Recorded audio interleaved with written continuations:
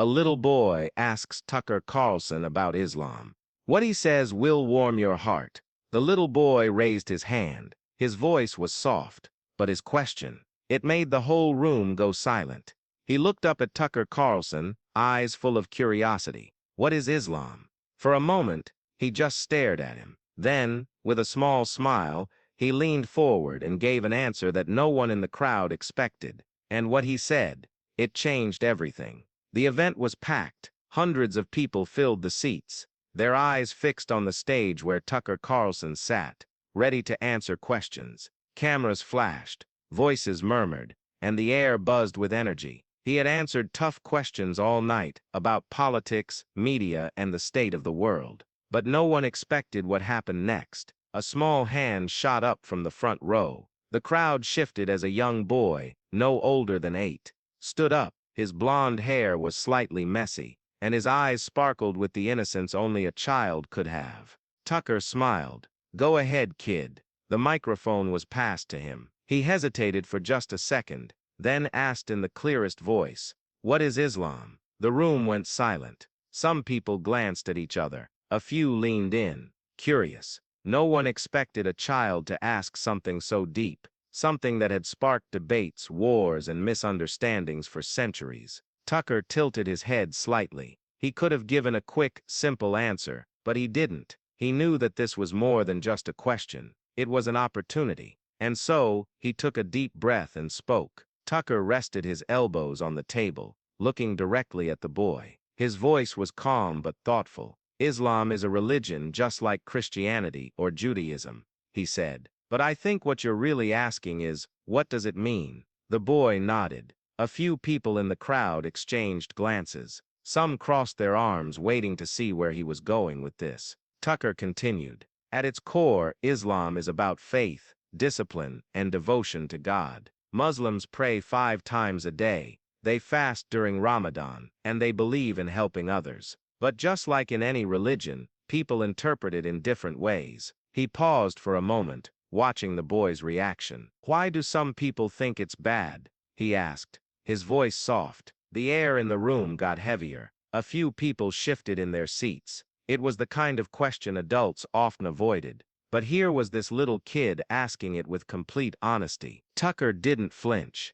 "That's a really important question," he said. "And the truth is, sometimes people fear what they don't understand. If all you hear about a group is the worst possible stories, you start believing that's all there is." He looked around the room, "But that's never the full picture, is it?" The boy shook his head. Tucker leaned in slightly. "Let me ask you something. Have you ever met a Muslim?" The boy hesitated, then shook his head again. "Then how do you know what to think about them?" The boy blinked. He hadn't thought of that before. The crowd was silent, hanging on to every word. Even the ones who had walked in with strong opinions found themselves listening a little closer. And that's when Tucker said something that made the entire room pause. Tucker took a deep breath, choosing his words carefully. "You know, when I was younger, I used to believe everything I saw on TV. If someone told me a group of people were dangerous, I didn't question it. But then, I met them." The boy's eyebrows lifted slightly. "I met a Muslim family, just regular people, like you and me. The father was a doctor. The mother worked as a teacher. They had 3 kids who loved cartoons, ate too much candy, and got in trouble for not doing their homework. And do you know what I realized?" The boy tilted his head. "What?" "They were nothing like what I had imagined, nothing like what I had been told." The crowd remained silent, waiting. "I sat at their dinner table. I listened to their stories. I asked them questions, just like you're asking me right now. And I saw something that changed me forever." The boy leaned forward. "What did you see?" Tucker smiled softly. "I saw kindness. I saw love. I saw a family that cared about each other, about their neighbors, about their faith. And I realized something really important." He paused for effect, letting the tension build. "You can't know who someone truly is until you sit with them, until you talk to them, until you listen." The boy was quiet, thinking. Someone in the back cleared their throat. A few people shifted uncomfortably, as if they weren't sure how to react. Tucker let the moment sit. Then he looked back at the boy. Do you think you can really understand someone if you've never met them? The boy hesitated, then shook his head, ahming exactly. What? Exactly. He date. She date. Exacta. He folded her hands in front of her. The world will always have people who do bad things. Every religion, every country, every group has them. But judging an entire group based on a few bad people, that's never fair, is it? The boy shook his head again. Tucker leaned back in his chair. You asked me what Islam is, and I could give you a textbook definition, but I think a better answer is this. Islam is millions of different people, with millions of different stories. If you really want to know what it is, you have to meet them yourself. A hush fell over the room. For the first time all night, no one had anything to say, and then the boy did something no one expected. The boy looked down for a moment, thinking. Then slowly he raised his head and said something that caught everyone off guard. I think I want to meet one. A few people in the crowd chuckled softly. Others just watched, waiting to see what Tucker would say. He smiled. That's a great idea. And you know what? I bet if you walked up to a Muslim person and just said hello, you'd realize something pretty fast. What? That they're just people. The boy nodded, still processing. But then, another voice spoke up. From the middle of the audience, a man stood. He was older, with graying hair and a serious expression. His voice was deep and steady. I'm Muslim, he said. The room turned to look at him. Some people shifted uncomfortably. Others just stared. Tucker raised an eyebrow. And what do you think of all this? He asked. The man smiled. I think the boy is asking the right questions. He turned to the child. And if you really want to meet a Muslim, well, now you have. The boy's face lit up.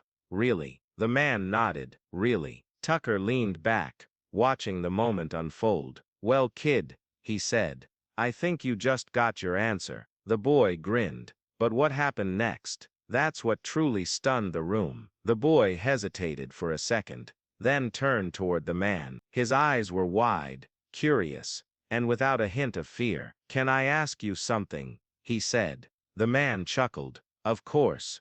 The boy took a deep breath. Are you scared when people say bad things about Muslims? The room got even quieter. The man nodded slowly, choosing his words. Sometimes, he admitted, but not because I'm afraid of what they think. I just worry that they'll never take the time to know the truth. The boy frowned, thinking. Date. What is the truth? The man smiled. That we love our families, that we work hard, that we laugh, cry and dream, just like everyone else. He placed a hand on his chest.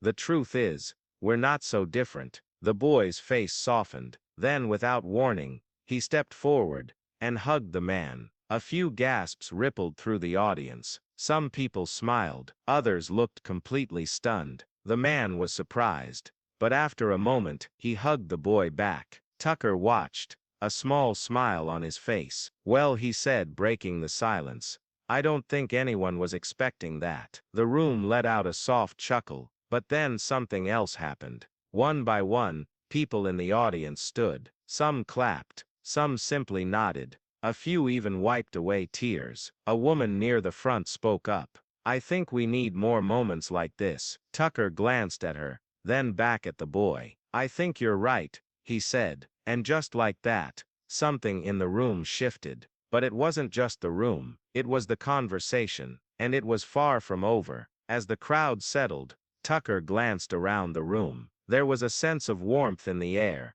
something that hadn't been there when the night first began. People were talking to each other now, sharing stories, laughing, and even asking questions they never thought to ask before. The little boy had sparked something in all of them. A simple, honest question had created a bridge between two worlds that seemed so far apart. But Tucker wasn't done yet. He wasn't about to let this moment slip away. You know, he said, turning to the audience, what just happened here? It's a reminder of something we all forget sometimes. We spend so much time talking about people we've never met, judging them by things we don't understand. But the truth is, most of the time we just need to listen. He let that sink in. The crowd was silent again, but this time it wasn't awkward. It was thoughtful. If we all took a little more time to listen, to really listen, I think we'd find that the world isn't as divided as we think. The boy, still standing next to the man, looked up at Tucker and smiled. I want to learn more. I want to meet more people. Tucker's eyes softened. I think that's a great idea. And just before the session wrapped up, the boy asked one last question that made everyone pause. So can I tell my friends about this? The crowd chuckled softly, and Tucker smiled. Absolutely. And when you do, tell them that we all have more in common than we think. As the lights dimmed and the crowd began to exit, people were still talking. Conversations were happening. Real, honest conversations, sparked by the simplest of questions. A question from a little boy that no one expected to change the entire room. And as for the boy, he walked out with his new friend, the man he had just met, who had shared with him not just an answer, but a new perspective, a new way of seeing the world. And that's the power of a single question.